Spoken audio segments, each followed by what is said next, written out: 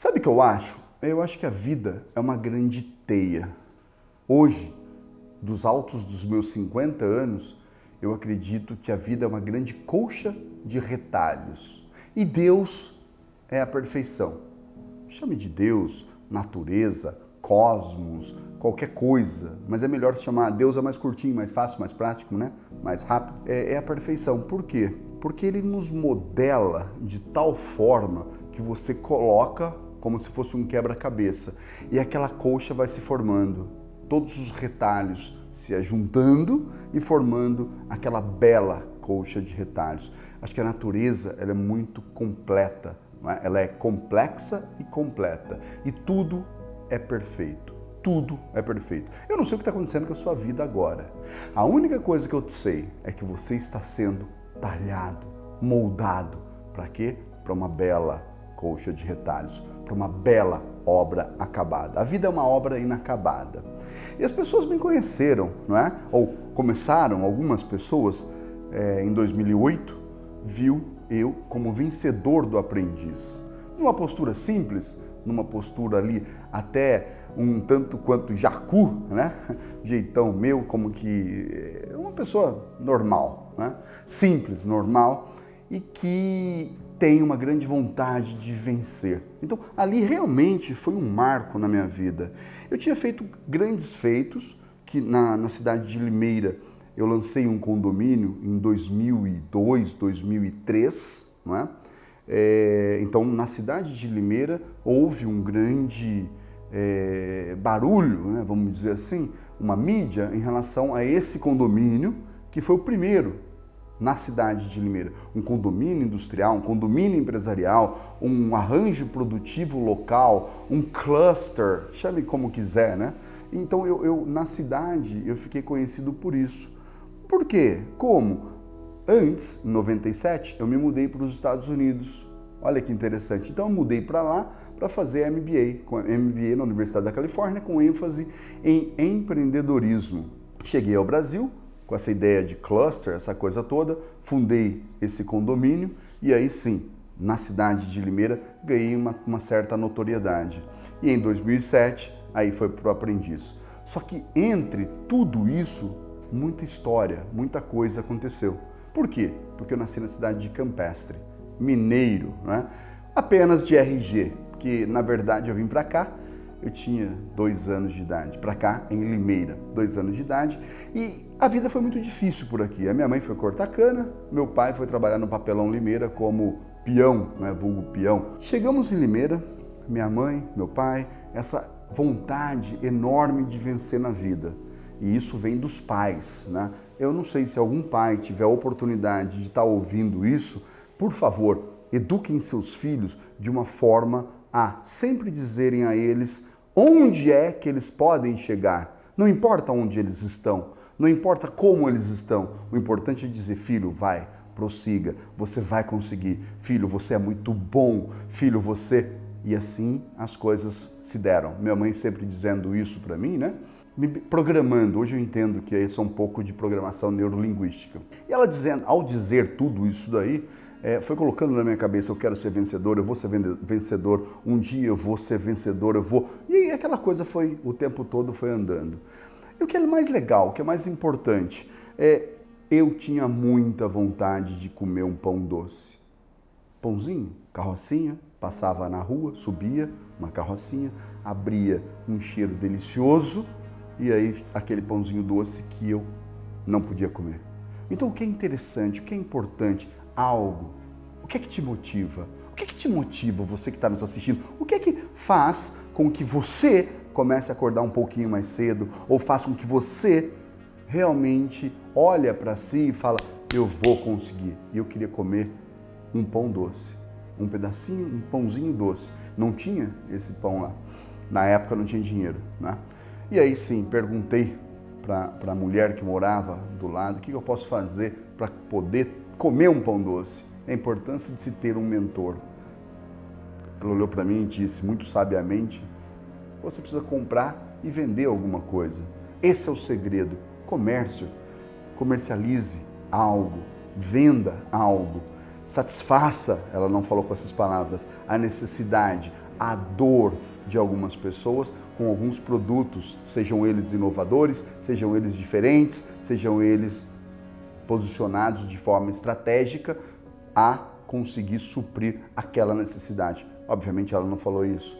Obviamente ela também não falou, no meio do caminho, manufature, compre matéria-prima, matérias-primas, né?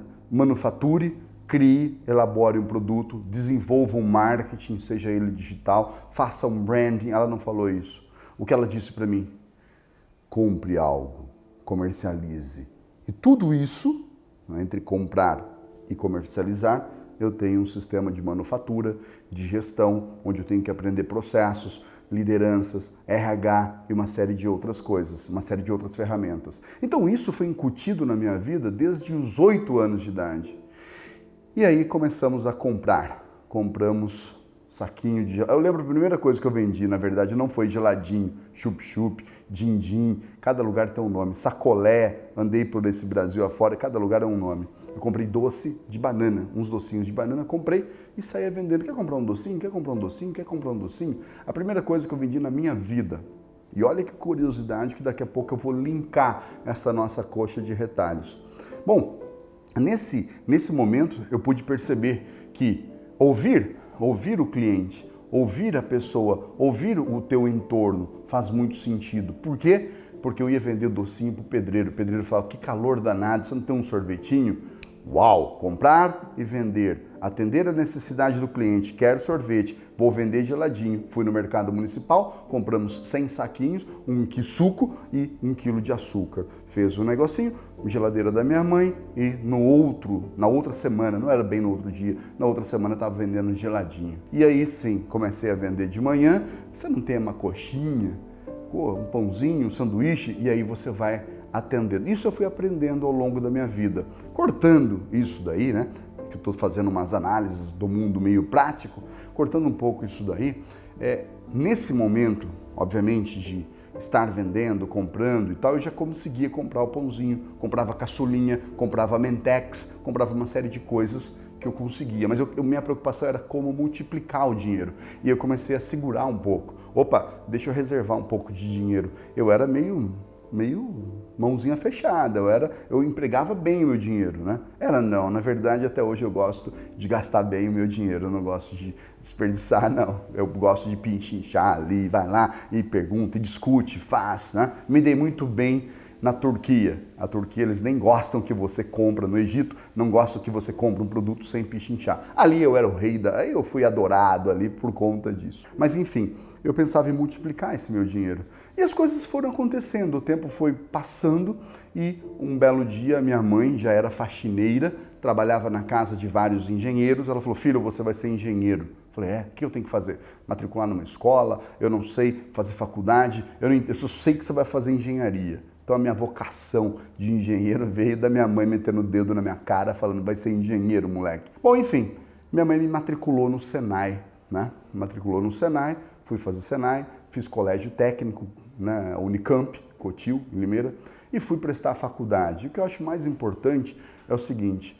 a gente acha, né? Muita gente confunde, muitas pessoas acham que eu sou inteligentíssimo, muitas pessoas acham que, putz, você é o cara e tal. Não é isso, muito pelo contrário.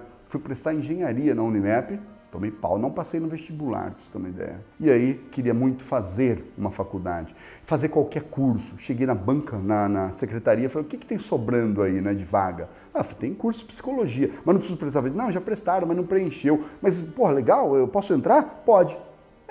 Engenharia, psicologia, não sabia o que era engenharia mesmo, não sabia tão pouco o que era psicologia. Falei, o que é psicologia, moça? Só para entender.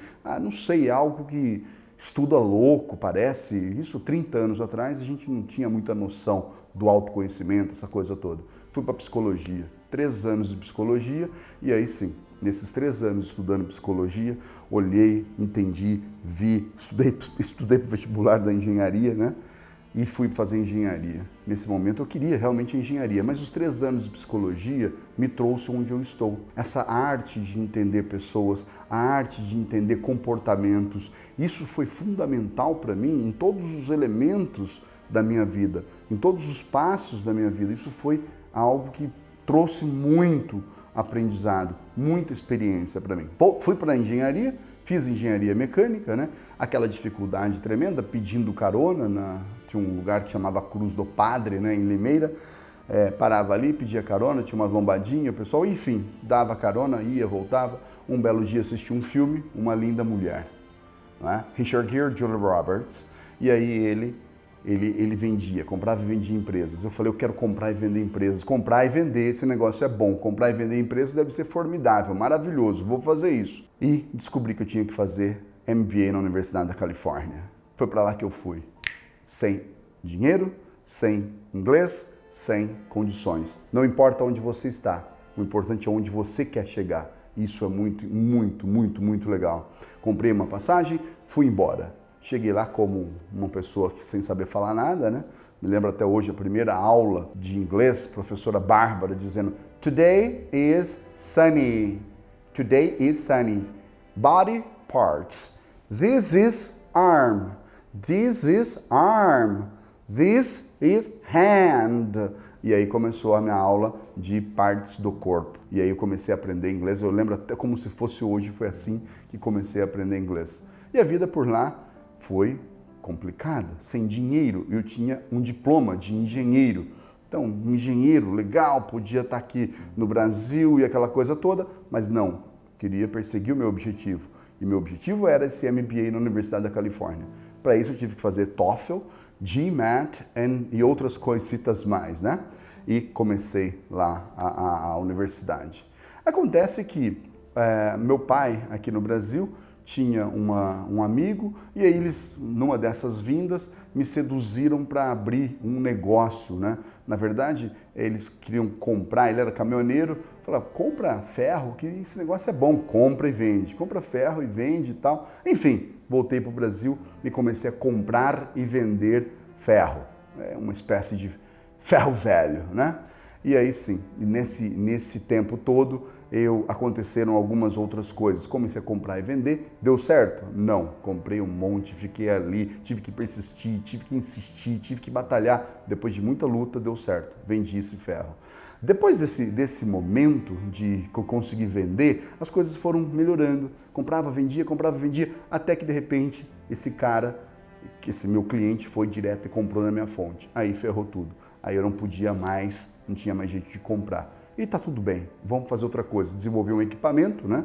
Soldei, aquela coisa, solda, pega um pedaço de caminhão, um pedaço de câmbio, diferencial, faz uma máquina, compra um motor, ferro velho. Você não precisa ter dinheiro, você tem que ter criatividade e vontade, né? E aí sim, nesse momento, montei o meu primeiro CNPJ, que surgiu em 1998, né? Primeiro CNPJ, lembro até hoje como é que foi. E aí começamos a trabalhar. E as coisas começaram a dar certo, né? Comecei a comprar e vender bem, reciclar aço, o que a gente faz até hoje. Porém, num dado momento, eu percebi que eu só fabricava um tipo de ferro. E os clientes queriam comprar e vender. Queriam comprar outro tipo de ferro. O que eu fiz?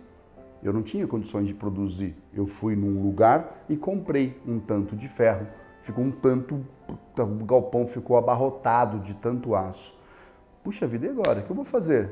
Olhei para o terreno da frente, compro esse terreno, faço um galpão, meia boca, e tá tudo certo, jogo meu ferro lá, mas meia boca e Clodoaldo não funciona direito. Ou o negócio é perfeito, ou não vai dar muito certo. Aí sim, fiz o galpão, e o que aconteceu? Fiquei com pouco dinheiro para o fluxo de caixa. Falei, vou vender esse galpão então, pago aluguel e tá tudo bem. E tá tudo certo, tá tudo bem. Eu ganho, nos 100 mil reais que eu compro, eu ganho 10%, vou ganhar. Fiz umas contas todas lá, vendi o galpão. Só que eu não vendi por 100, eu vendi por 160. Eu ganhei 60%. O que eu fiz? Olhei para o terreno do lado, olho para ele tá ali bonitinho, querendo ser comprado por mim. Comprei, manufaturei, construí mais um galpão e, bom, enfim, resumindo a história. Construí 6 galpões nesses anos, né, nesses anos subsequentes. Vendi, ganhei meu primeiro milhão com 29 anos, voltei para a faculdade e comecei a fazer engenharia civil. Na engenharia civil, depois dos 6 galpões, eu falei, agora eu vou partir para um projeto maior. Aqui, neste lugar, há 20 anos, eu comecei a fazer esse condomínio, que é o condomínio que eu já citei no começo. Foram 30 galpões, cluster, Estados Unidos, arranjo produtivo local, E tudo planejado, tudo em ordem, com certeza falhou, deu errado. Porque a localização na época, cidade pequena, o pessoal achava que 5 quilômetros era muita distância, então achavam que a localização era muito longe, reclamavam, eu não tinha dinheiro tinha fluxo de caixa para fazer os 30 galpões, era um projeto hoje, sei lá, um galpão que vale $500 mil, um projeto de 15 milhões hoje, na data atual. Na época eu não me lembro o valor. E aí nesse inteirinho que aconteceu, falhei, né? Falhei bonito. E aí sim, ali passei 3 anos, os 3 piores anos da vida. Mas durante esses 3 anos de depressão que eu estava, um amigo veio e fez a inscrição para mim de um programa, de um reality show, a inscrição do programa O Aprendiz. E aí sim, aí continuei, não queria participar, mas comecei a falar, a conversar, enfim, fazer todos os testes e eu consegui finalmente entrar, né? Eram 100 mil inscritos, fomos 16 pessoas, mas agora eu quero falar uma coisa para você, muito legal. Foram 16. O que aconteceu? Quando eu comecei a psicologia, eu não tinha dinheiro para fazer psicologia. O que eu tive que fazer? Eu tive que fazer cursos lá, eu tive que representar a faculdade. E eu representei a faculdade no coral. 1 mês de coral, achei que eu estava brilhando, o diretor me manda embora, me demite, fala, tá, você está demitido, tchau. Gente, que tristeza, que momento ruim. Vou parar de fazer a faculdade, vou parar de estudar. Meu Deus, e agora? Persisti, voltei lá, e aí, você não tem uma outra coisa para fazer? Tenho, teatro. E aí sim eu fiz teatro um bom tempo na faculdade, né? Fui forçado a fazer teatro. Mas voltando um tempo depois, quando nós estávamos em 80 pessoas, na pré-seleção, lá, a TV Record vem e fala o seguinte, fala, olha, qualquer um de vocês pode ser sócio do Roberto, mas agora a gente tem que fazer um reality show. Na reality qualquer um pode ser sócio, mas no show nós precisamos escolher 16. E agora nós vamos fazer um teste. E o teste é do quê? Teatro. Eu tinha feito teatro por 10 anos na minha vida. Deus, colcha, lapidando, quebra-cabeças. Lembra bem? Então é isso. O que a gente está conversando é uma vida com essas situações. E nesse caso, aqui, passei no teatro em primeiro lugar. E foi muito bom. Deixa eu lembrar agora, deixa eu falar para ti, aí foram diversas provas, eu fui o aprendiz que mais venceu provas, de todas as temporadas, o maior prêmio da televisão brasileira, R$2 milhões, uma sociedade com o Roberto. E na última prova, na penúltima prova, nós fomos embora, nós fomos levados para o Uruguai. Lá nós tínhamos 48 horas para mostrar quem era quem. Empreender na rua, apenas 3 jovens, no Uruguai, sem saber falar, sem nenhum dinheiro para começar, tem que empreender. Aí é você e você mesmo. Aí eu quero ver, aí o filho chora e a mãe não vê, né? E numa dessas, o que aconteceu? Eu comecei a vender alfajor, docinho. Né? Quer comprar um docinho? Parece que você já ouviu essa história. Quer comprar um docinho? Quer comprar um docinho? Né? Lembra dessa história? Lá atrás, a primeira coisa que eu vendi na minha vida foi doce de banana. E o que me trouxe a vitória ao aprendiz, entre aspas, que colaborou muito, foi a venda de docinhos. Deus, colcha, fragmentos, talhando, você vê como é que as coisas funcionam. Momento da vida, eu não sei que momento você está, já falamos sobre isso. Você percebe que o ciclo, Freud dizia, os ciclos da vida se repetem até você ir obtendo os aprendizados. Essa é a vida, é assim que funciona. Bom, enfim, venci o aprendiz. O que aconteceu? Depois desse momento, é claro, as pessoas querem saber como é que um jacu do interior, Limeira, um cara, caipira, vence um programa, é sócio do Roberto Justus.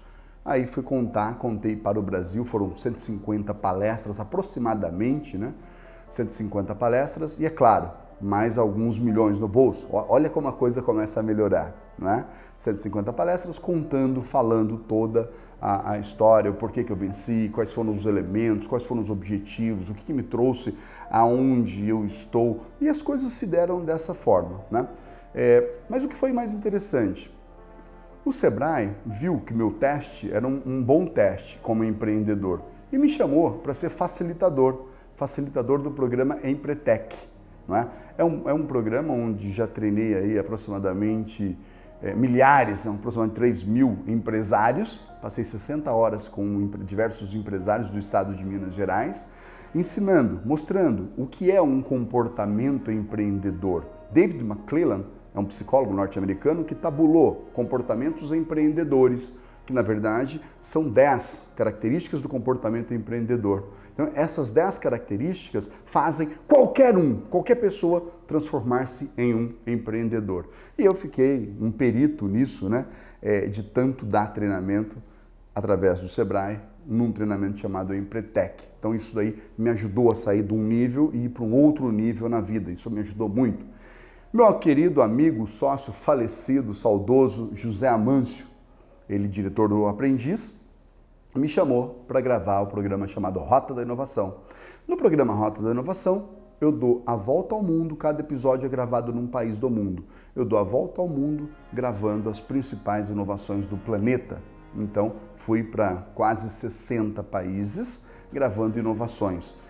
Hackeando comportamentos inovadores. Por que um cara é inovador? Por que o outro não é? Por que essa instituição consegue chegar aqui? Porque o que acontece aqui, ali, lá, em termos de inovação? O que precisa acontecer? Quais são os mitos da inovação? O que pensam sobre a inovação? Como implementar a tão famigerada inovação? Qual é o poder que a inovação te confere? Enfim, fiquei catalogando essas informações e isso me deu uma outra visão do mundo da inovação. Isso foi algo assim extremamente sensacional que aconteceu na minha vida. Numa dessas andanças, na Circuit Lounge, no Vale do Silício, conheci Alex Dantas, né? Um dos fundadores da Circuit Lounge, e nesse projeto, né, me associei a ele e nós estamos agora, nesse momento da vida, expandindo essa Circuit Lounge para diversos países. Nós estamos trazendo a Circuit Lounge para o Brasil. Eu fui para a Alemanha numa dessas visitas a alguns países. O meu filho, fui com ele para gravar a Cybathlon, é uma Olimpíada de Ciborgues. Eu fui para lá para gravar na Zurich, né, State, na Universidade de Zurich, na Suíça, e ele se apaixonou pela universidade. Só que é em alemão. Ele estava preparado para estudar nos Estados Unidos. Estava com inglês bom, essa coisa toda, mas ele queria, depois ele decidiu ir para lá. Enfim, isso fez com que nós mudássemos para a Alemanha e ficássemos lá aproximadamente 3 anos, morando na Alemanha, né? E hoje eu estou no momento, estou retornando ao Brasil, ele já mudou para a Suíça, já ficou, já está lá, já vai começar a estudar lá, né? Vai passar mais alguns anos lá na Suíça e eu cá estou como engenheiro civil, na construtora, montamos uma construtora, fizemos aí dezenas de casas, galpões comerciais, dezenas não, né? Centenas de casas, galpões comerciais, imóveis, estamos partindo para loteamento, construção de prédio comercial, residencial. Então, assim, na construtora a gente está retomando agora, né, toda a construtora, continuo com a metalúrgica, continuo reciclando aço, né, isso é o que mais me dá prazer, é poder pegar, né, reciclar, fazer com que o ciclo de vida do produto fique eterno, né? Então ele vem e sai da origem, recicla, volta e aí vai. Assim a gente consegue um mundo melhor através da economia circular, né? Isso então é fundamental. Então estou fazendo isso daí. O mais novo desafio, eu faço também mentorias, né? Nesse dos 50 aos 75 anos eu quero ser reconhecido, não quero ser reconhecido, mas eu quero ser o maior formador de milionários do planeta. Essa é a minha visão de mundo, né? A minha missão é construir a nossa prosperidade. Para quem quer que eu esteja falando, eu quero estar sempre construindo a nossa prosperidade, minha missão de vida, a minha visão, ser o maior formador de milionários do planeta nos próximos 25 anos e alguns valores, né? Um valor como amor, contribuição. Então tem alguns valores que eu acabo respeitando bastante, né? E autonomia. O cara tem que ter autonomia para tocar sozinho. Com muito amor eu posso contribuir para que você seja autônomo e não precise mais de mim, apenas do meu conhecimento, que pode te impulsionar a ajudar a ser quem você sempre quis. Isso para os próximos 25 anos, é isso que eu quero fazer. E acontece que aí o mundo fica divertido quando você começa a dar mentoria aqui, ali e ter o seu próprio negócio, né? E conheci o Peter e estamos reativando a empresa dele, a Spider Race. É uma empresa de carro de corrida, que quem sabe um dia a gente pode até lançar um carro de rua. Então eu não sei o que vai acontecer nos próximos, cena dos próximos capítulos. E estamos lançando agora, no próximo mês, um jogo NFT, né? NFT está muito em alta, blockchain, metaverso, essa coisa toda, então eu não posso deixar de estar atualizado, preciso estar com essa galera fazendo esses jogos. E aqui, trazendo para o Brasil a Circuit Launch, o nosso objetivo é ser acelerador, entre aspas, né, de empresas, trazendo Innovation Lab ILAS, Innovation Lab as a Service, trazendo para cá Higher Education e um programa de aceleração. Então, assim, te passei um pouco antes do aprendiz e um pouquinho depois do aprendiz. Isso é onde eu estou, aproximadamente.